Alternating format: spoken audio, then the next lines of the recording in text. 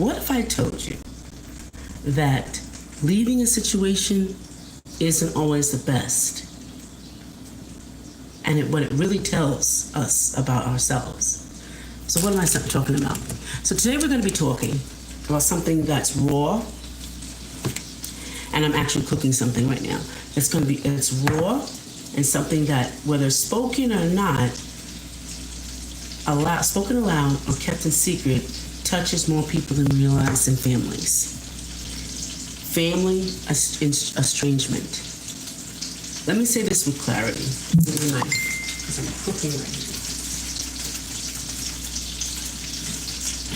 Let me say this with clarity. Cutting off family is not a trend. It's not a phase. It's an act of rebellion. Cutting families off. You just cut your family off. Act of rebellion. I call it a temper tantrum. But it's a response to generations of pain that once was buried, dismissed and denied, finally being acknowledged. You see, silence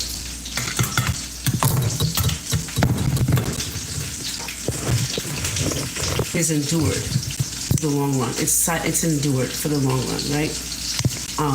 We keep silent because we don't want to start conflict, or maybe because we just taught that our words don't matter and what we say doesn't matter. Those words are not, they're buried, but they're still alive. That's the key. These things are still alive in us. And speaking out we could get punished if we speak out, if we say something about it. We could be ostracized, cast out. It's happened to me many times. Or worse, pure abandonment that we felt before. So we stay quiet. You know me, we stay quiet.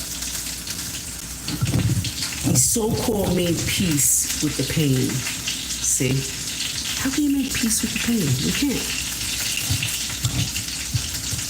You told yourself, it is what it is. You endured because they had to, right? Because you had to. But now, we're in a different time. We're in a generation, there's no longer mistakes or silence in peace. We have all rights to say what we need to say, right? Silence doesn't always protect the harmed. And we see that every day. It's when we stay quiet, we become co-conspirators of what's going on because we know about it, right? It often protects the ones who did the harm. And I learned through an experience this past month or two that keeping silent or just voicing how you feel will make others upset, especially when they're not ready to heal. Yeah, that's what I said. Especially if they're not ready to heal, they will cut you off. So they call it setting boundaries, but it's an estrangement because when they didn't hear the truth, they pretended to be like you. They pretended to be around you. But when they heard the truth and it came out and they had to deal with it, it was like, wait, you don't have the right to say that to me. And they make you the bad guy. Because no matter how sweet you say it, no matter how kind you say it, no matter how you put it through or give it to them, as nice as you possibly can, with a loving heart. And if they're not ready to accept that they did some harm, they're not going to change. I used to say, and maybe you said this too, that's just how my uncle is. Your mom means well, even if she's a little much. Or, you know how she gets. You say that. Sound really familiar, right? But now we call it emotional abuse, narcissism, gaslighting, control, masked as love. I'll let that sit. Because what do I always say to you? Naming it will stop normalizing it. It will stop it. It will stop making this normal. Secrets are not normal. They're not normal. They're not. Even Colonel Sanders' secret was found out. It's not normal. All it does is perpetuate trauma. All it does.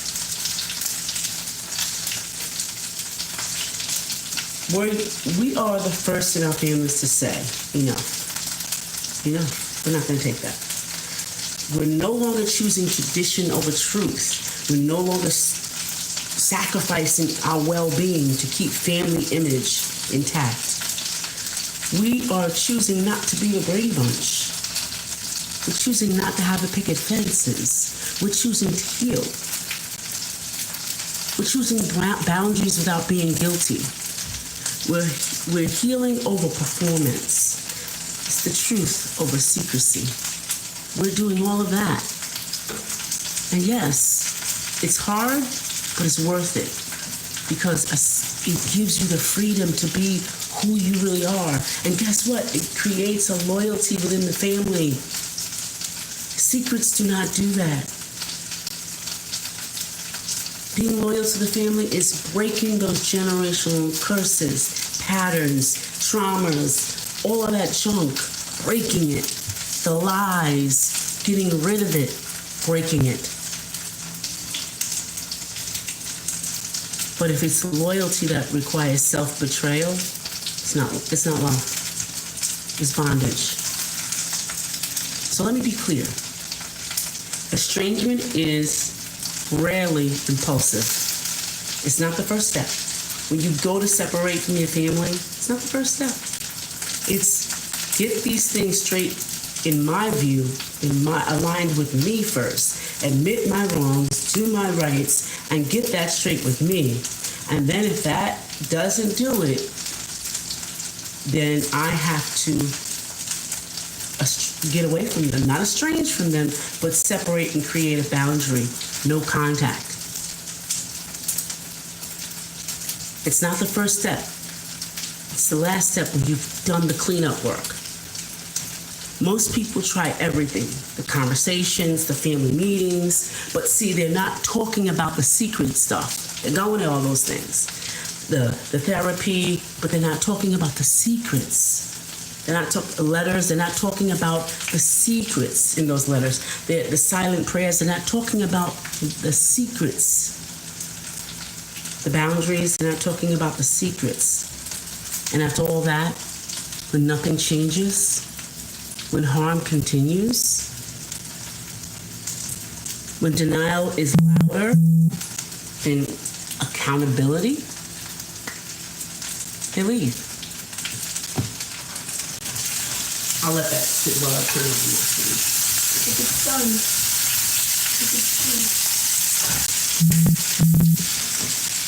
They leave. Because at some point, the only way to heal is to stop reopening the wound. It's the only way to heal. But here's the twist to all of that. In families where abuse is normalized, the person that speaks up is often seen as the problem. I'm going to let you sit with that.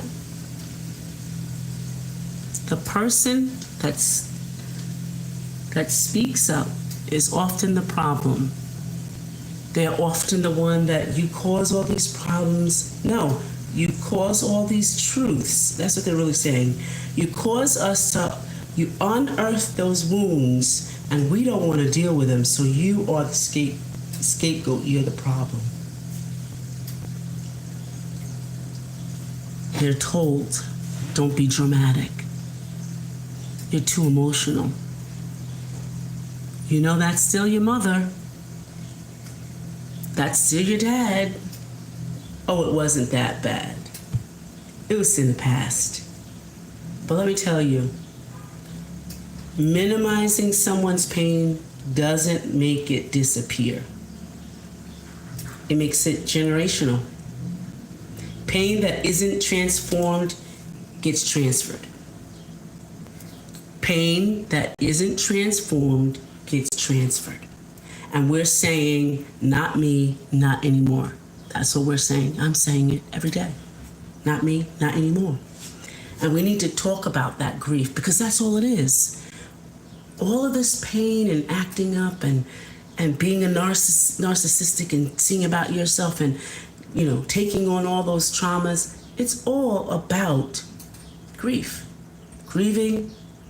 And when you separate, when you just say, I'm not going to deal with the family anymore, I'm out of here, as your only resort before you heal what you've done in the family and voice those truths,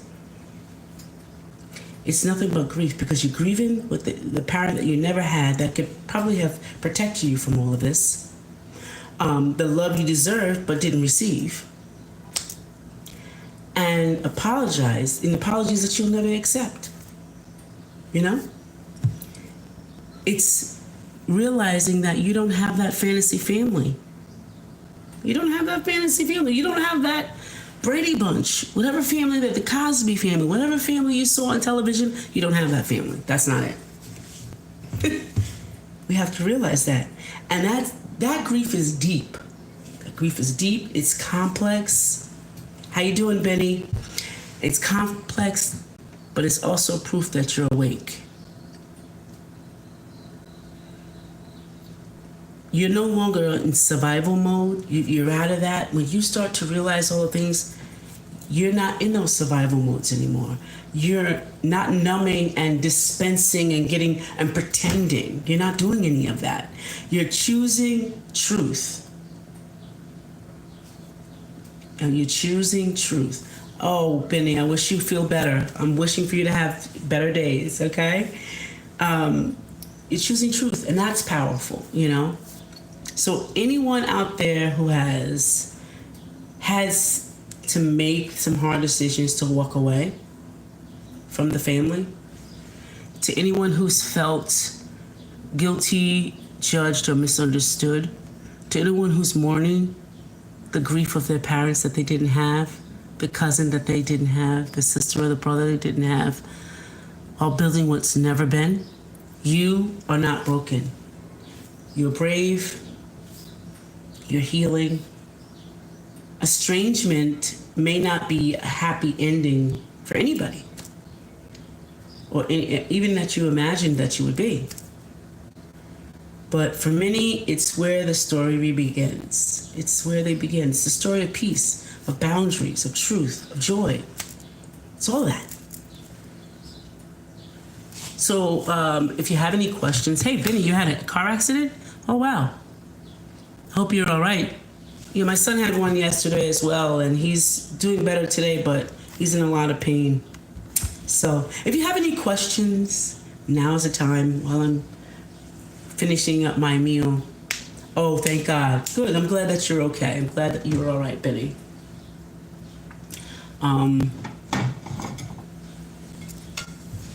So I'll stay on for another 2 minutes, and if you don't have any questions, let me know. You have any questions to ask me on this estrangement issue? Anything personal that you want to talk about as far as personal development? Let me fix that one. Personal development. I was hungry, so I said, let me make a meal for myself. I said, okay, while I'll do that, I'll just have a conversation with everybody. That's good, Benny. I'm glad that you're okay. I'm glad that you're fine. All right. Well, I'll see you next time around. And Benny, try coming earlier when I first pop on. I'll talk to you later. Bye for now. Keep getting better, Benny.